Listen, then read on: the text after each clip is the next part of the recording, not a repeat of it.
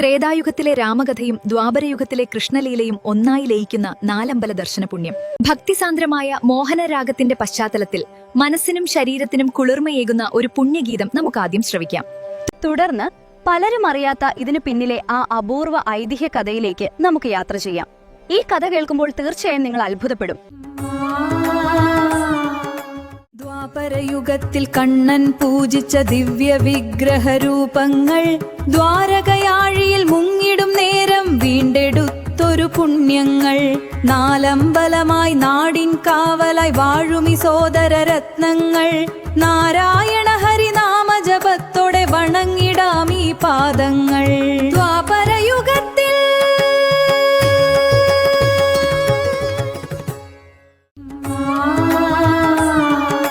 കണ്ണന്റെ ഹൃദയപ്പൂവിലിരുന്നൊരു രാമലക്ഷ്മണ ഭരതന്മാരും ശത്രുഘ്നനൊപ്പം ഒന്നായി വാഴും നാലമ്പല ദർശന പുണ്യം. കർക്കടകത്തിൻ കാർമുകിൽ മാറ്റാൻ കാത്തുനിൽപ്പൂ ഭഗവാൻ.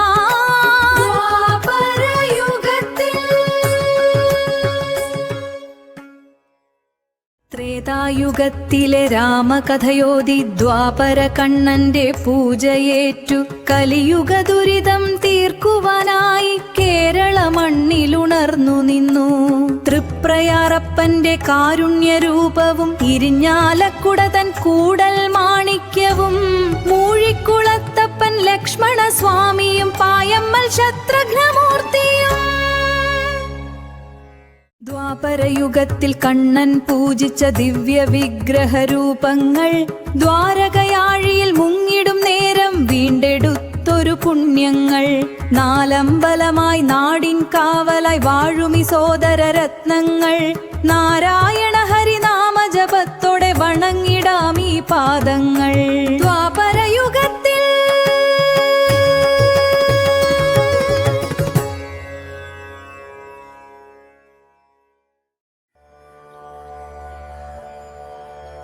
എല്ലാ പ്രിയപ്പെട്ട അമ്മമാർക്കും സഹോദരങ്ങൾക്കും നമ്മുടെ ഈ ആത്മീയ ചാനലിലേക്ക് ഹൃദയം നിറഞ്ഞ സ്വാഗതം. ഹൈന്ദവ വിശ്വാസപ്രകാരം ഭക്തിയുടെയും സമർപ്പണത്തിന്റെയും പുണ്യകാലമാണ് കർക്കിടക മാസം. ഈ മാസത്തിൽ നമ്മുടെ വീടുകളിൽ നിന്നും ഉയരുന്ന രാമായണ നാമജപങ്ങൾ മനസ്സിന് തരുന്ന ശാന്തിയും പോസിറ്റീവ് ഊർജവും വിവരിക്കാനാകാത്തതാണ്. രാമായണ മാസത്തിൽ നമ്മൾ ഭവനങ്ങളിലിരുന്ന് രാമായണം മുഴുവൻ ഭക്തിയോടെ പാരായണം ചെയ്യാറുണ്ട്. എന്നാൽ പ്രിയപ്പെട്ടവരെ, ഈ രാമായണ മാസക്കാലത്ത് നമ്മൾ നിർബന്ധമായും ചെയ്തിരിക്കേണ്ട വളരെ വിശിഷ്ടമായ ഒരു തീർത്ഥാടനമുണ്ട്. അതാണ് നാലമ്പല ദർശനം.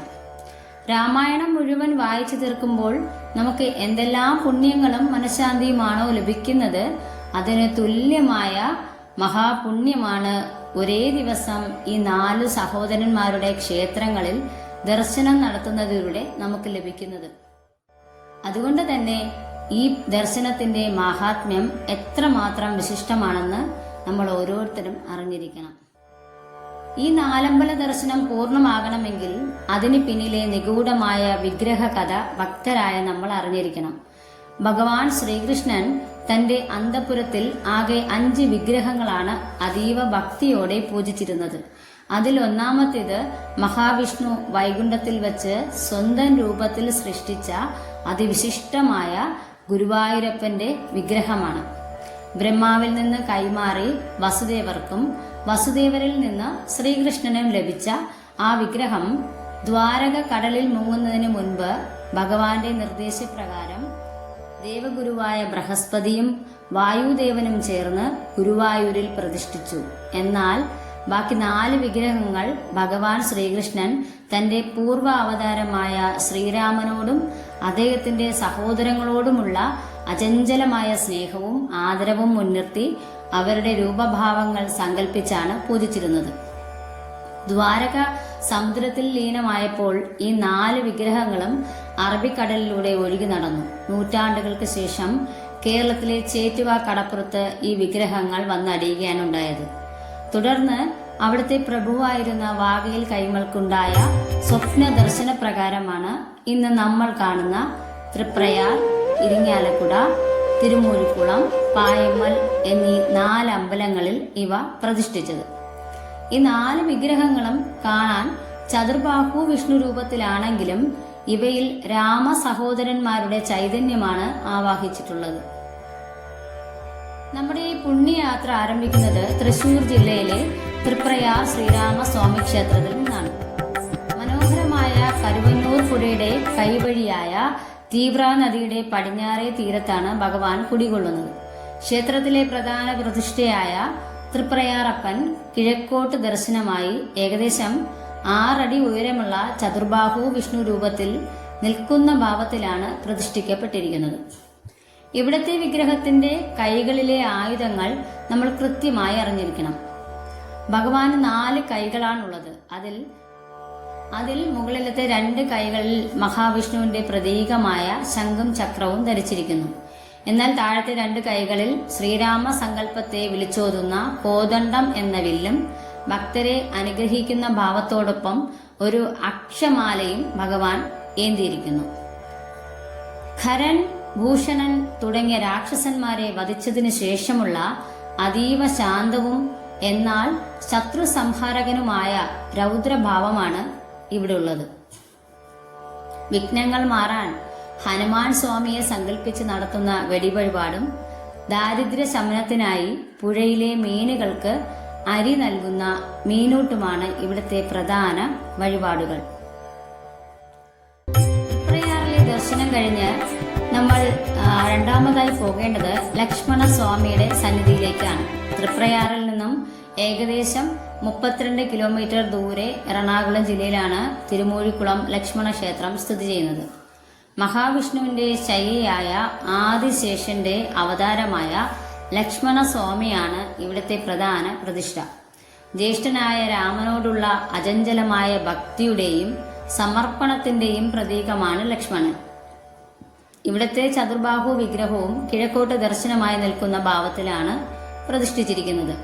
ഭഗവാന്റെ 4 കൈകളിലും വിഷ്ണു രൂപത്തിലുള്ള ശംഖ്, ചക്രം, ഗദ, പത്മം എന്നിവ തന്നെയുണ്ട്.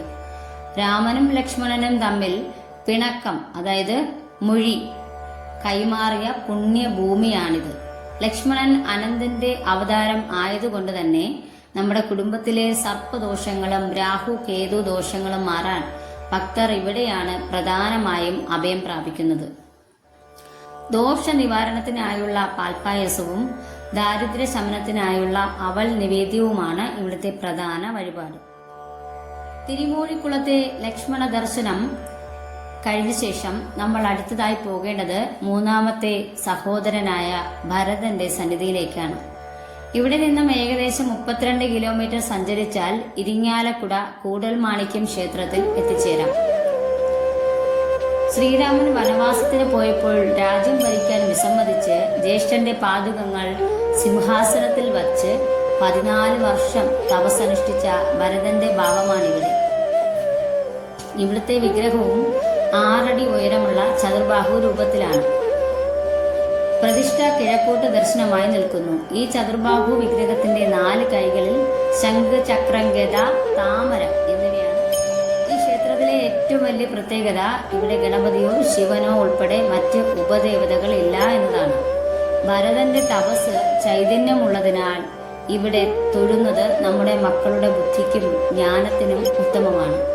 വിട്ടുമാറാത്ത രോഗങ്ങൾ മാറാൻ നടത്തുന്ന വഴുതനങ്ങ നിവേദ്യവും സർവകാര്യ സിദ്ധിക്കായുള്ള താമരമാലയുമാണ് ഇവിടുത്തെ പ്രധാന വഴിപാടുകൾ.